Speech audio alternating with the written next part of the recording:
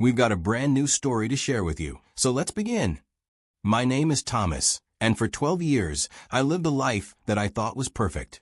I had a wife, Jane, who I believed loved me, 2 beautiful kids who made every struggle worth it, and a home filled with laughter and warmth. If you had asked me back then, I would have told you that I was one of the lucky ones, that I had built something real and unshakable. But life has a way of proving you wrong when you least expect it. See, betrayal isn't only about cheating. Sometimes it's about living a lie without even knowing it.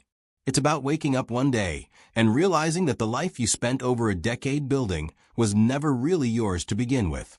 I know a lot of you watching have been in relationships. Some of you are married. Some of you have kids. And maybe you think you know your partner inside and out. I used to think that too. But after what happened to me, I realized that trust isn't just about love. It's about proof. Because no matter how much you love someone, if they are hiding something from you, then you're living in an illusion. By the time I'm done telling you this, you'll understand why I walked away from the life I thought I wanted. You'll question things you never thought to question before. And maybe, just maybe, you'll see the danger of trusting blindly, the way I did. Let's get into it. Jane and I met at university. We were both young, ambitious, and full of big plans. We clicked almost instantly.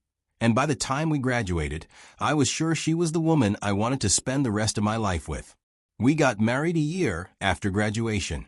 We built our life together from scratch, growing from 2 broke college graduates to homeowners with a family. We had our ups and downs, like any couple, but I never once questioned our foundation. I never suspected a single thing.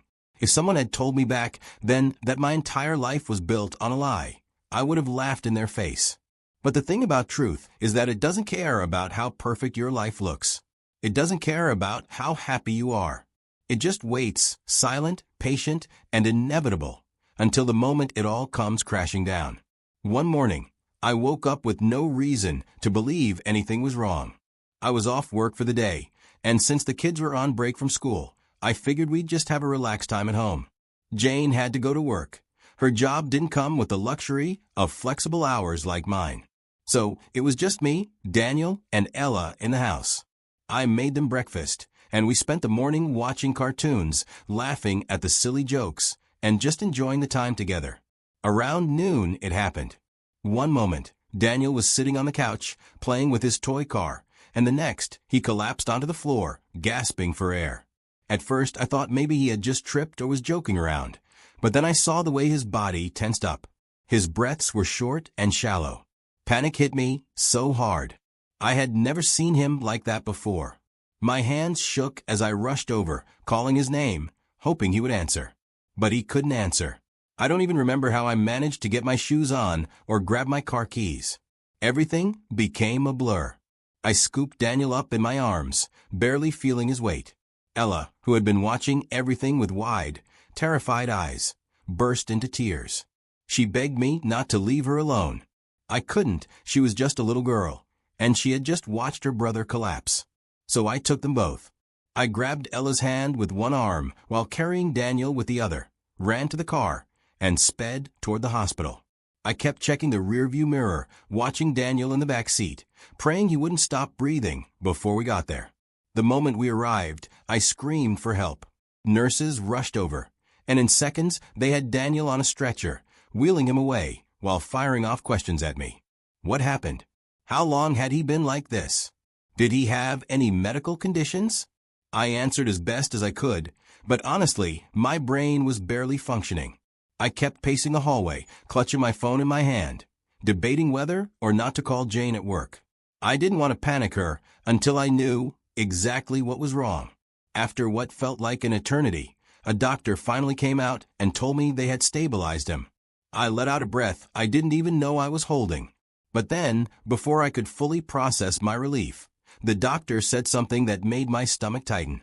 "We need to know his genotype." I frowned. His genotype? That wasn't something I had ever really thought about. But I knew that Jane and I were both AA, which meant our kids had to be AA too, right? Simple genetics. Still, something about the doctor's tone made me hesitate. It wasn't just a casual question. There was a weight to it. AA, I said, but for some reason, I felt uneasy as I said it. The doctor narrowed his eyes slightly, as if reading something in my hesitation. Are you sure? The way he asked made my chest tighten. I had never actually checked. I had just assumed. I opened my mouth to confirm again, but the words felt strange on my tongue. The doctor sighed, his expression unreadable.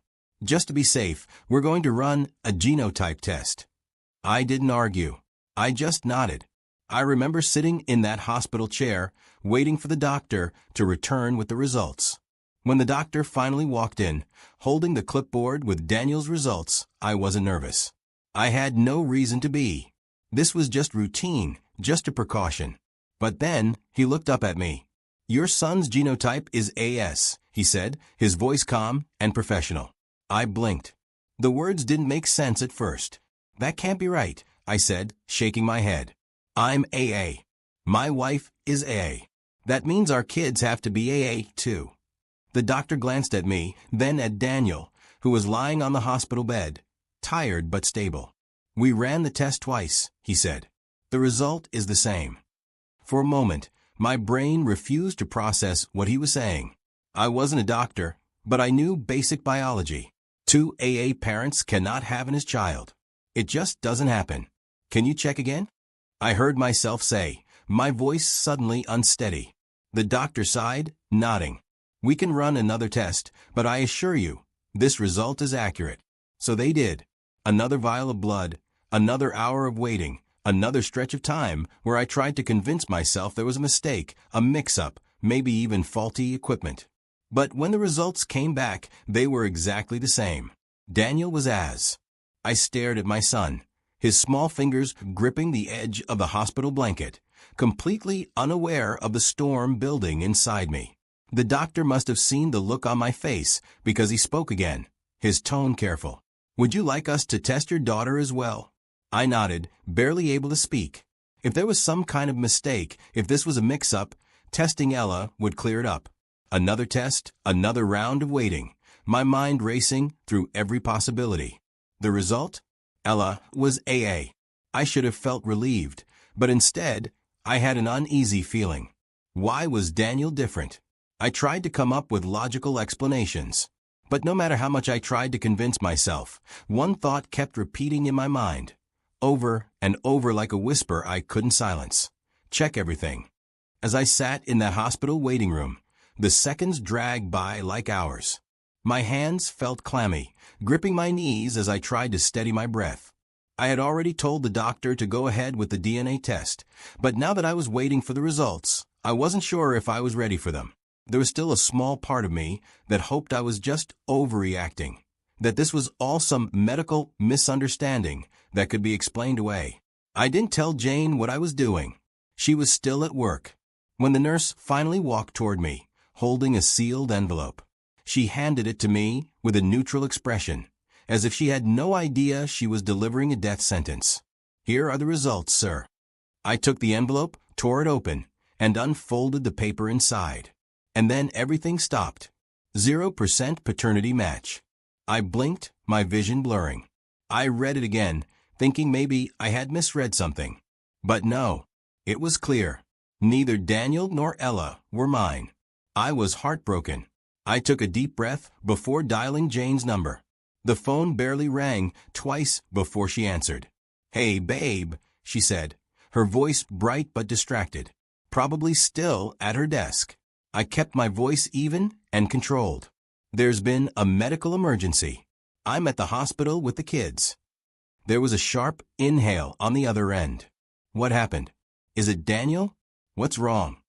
Her words rushed out, panic already settling in. He collapsed. They're running tests, but he is stable now. I'm leaving work right now, she said without hesitation. I'll be there as soon as I can. And that was it. I hung up before I could say anything more. Because if I had stayed on the line even a second longer, I would have said the wrong thing. My voice would have cracked, or my breathing would have given away just how broken I was inside. I sat there in the hospital waiting room, staring at the black screen of my phone. All I felt was numbness. She arrived in just under 40 minutes, rushing into the waiting room like she had run the entire way from the parking lot. Her eyes darted around until they found me. Then she exhaled, relief washing over her face as she saw Daniel responding to treatment. "What happened? How is he doing?" she asked. "The doctor just released him," I said, my voice calm, detached. "He's stable now. He's fine." Jane's shoulders sagged in relief. She covered her face with her hands for a second, taking in the news before she turned to me again. "God, I was so scared," she whispered. "Let's take him home." I nodded. No emotion.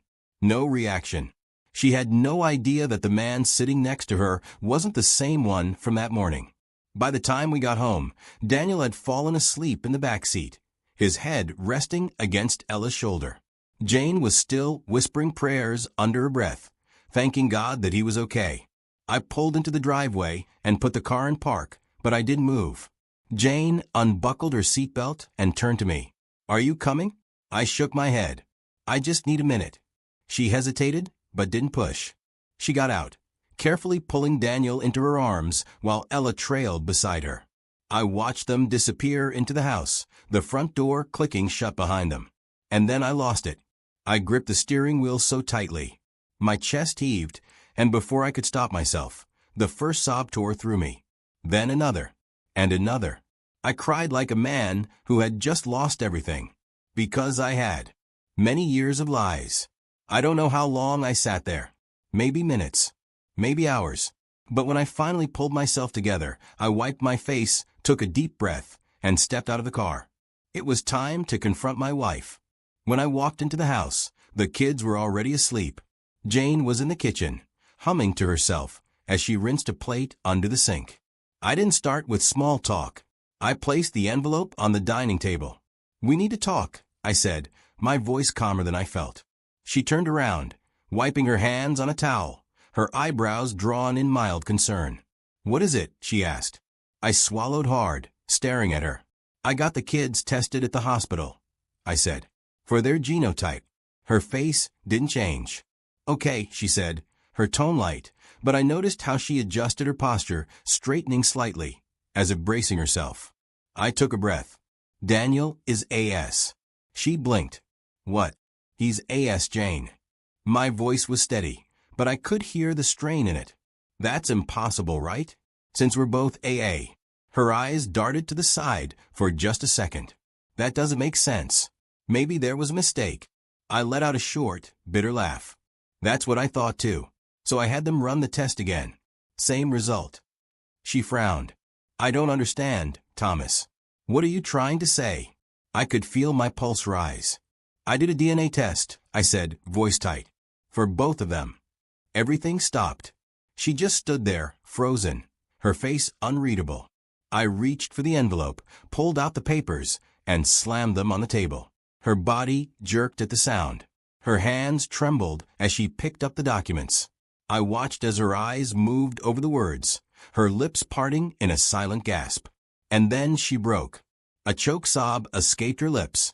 "Thomas, please." Her voice cracked, barely above a whisper. I said nothing. I just stared at her. Tears streamed down her face as she reached for me, but I stepped back, out of her grasp. "I am sorry," she whispered, shaking her head rapidly. "I swear I am sore." She sobbed harder, covering her mouth as if that would stop the sound. "I love you, Thomas.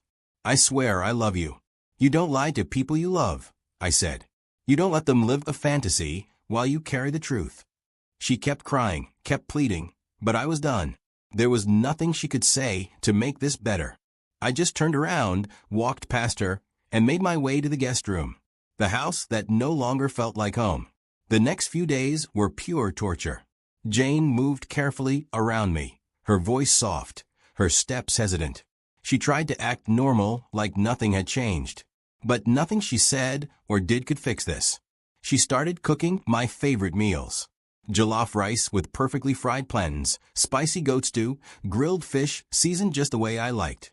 The house smelled like comfort, like love, but it only made me sick. How do you eat when your stomach is full of betrayal? At night, she would knock on the guest room door.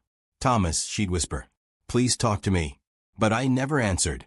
I lay awake, staring at the ceiling, wondering how long she had watched me love those kids, knowing they weren't mine. And then, there was the worst part, Daniel and Ella. I still tucked them in at night. Still listened to their stories about their day. Still kissed their foreheads. They didn't deserve any of this. They were innocent. But every time I looked at them, my heart broke all over again. A week passed. A week of silent meals, forced small talk, and fake smiles for the kids. A week of Jane trying, hoping, praying that I would come around. I couldn't. One evening, I sat on the edge of the bed in the guest room, staring at my suitcase. I wasn't angry anymore. I stood up and grabbed the suitcase, moving quickly now. A couple of shirts, a few pairs of jeans, my laptop, my essentials. I wasn't even sure where I was going. I just knew I couldn't stay. Before I walked out, I went to the dining table, pulled out a sheet of paper, and wrote the only thing I could manage. I can't do this. I love the kids, but our entire life was built on a lie. I need to go. I placed the note where she would see it, then took one last look around. I turned off my phone, grabbed my car keys, and walked out. I didn't look back. The next morning, I was at work, trying to keep my head down and focus. Then, just before lunch, Jane showed up. I stood up just as she rushed toward me. Her face was streaked with tears, like she had barely taken the time to get ready before coming here. People were starting to stare, but she didn't care. "Please, Thomas," she choked out. "Come home. We can fix this. We have to fix this. Jane, there's nothing to fix." My voice came out steady, but inside I was crumbling. "What am I supposed to tell the kids?" she pleaded, her voice breaking. "They're asking for you. They don't understand why you're not home." I exhaled sharply. "That's your problem now," I said, my tone cold, detached. "You should have thought about that before you lied to me for 12 years. She shook her head violently, stepping closer, her hands reaching for mine, but I pulled away. "It wasn't supposed to be like this," she sobbed. "I'm sorry. Things will never be the same," I told her, my voice firm. "I can never trust you again." She gasped as if I had struck her. More tears fell, but they didn't move me. I had spent the last week drowning in pain, while she had spent 12 years keeping secrets. I stepped back. "Goodbye, Jane." I turned and walked away. A few days later, the divorce papers were sent to her. And just like that, the life I thought I had was over. So what did I learn? First, trust but verify. We like to believe that love means never questioning the people closest to us. But that's not true. If you love someone, you should trust them, yes, but that trust should be earned and maintained, not blindly given. I never once doubted my wife, never once thought to check things for myself. I assumed the kids were mine because they called me Dad. But I was wrong. And that assumption cost me 12 years of my life. Never assume. Ask. Check. No. Second, love is not enough. We're told that love can conquer all, that as long as two people love each other, they can work through anything. That's a lie. Love without honesty is just an illusion. It's like building a house on sand. It might stand for a while, but eventually it'll collapse. I loved Jane. I loved our family. But love couldn't fix what she did. Love couldn't erase the fact that she looked me in the eye for over a decade and never told me the truth. If love is real, it comes with honesty, respect, and trust. Without those things, it means nothing. Lastly, healing takes time. I won't lie to you and say I'm completely over it. I still think about the kids. I still wonder if I made the right decision. I still wake up some nights feeling like I'm stuck in a nightmare. But I also know that some wounds are too deep to just patch up and move on. Some things can't be fixed. And that's okay. Some betrayals are too big to forgive. Some people don't deserve a second chance. And sometimes, walking away is the only way to truly heal. So now, I'll ask you, what would you have done in my shoes? If you were me, if you found out that the life you built was based on a lie, would you have stayed? Would you have forgiven her? Would you have tried to fix things for the sake of the kids? Or would you have walked away like I did? I want to hear your thoughts in the comments. And if this story made you think, if it made you feel something, don't forget to like, share, and subscribe. It helps more than you know. Thanks for watching, and I'll see you next time.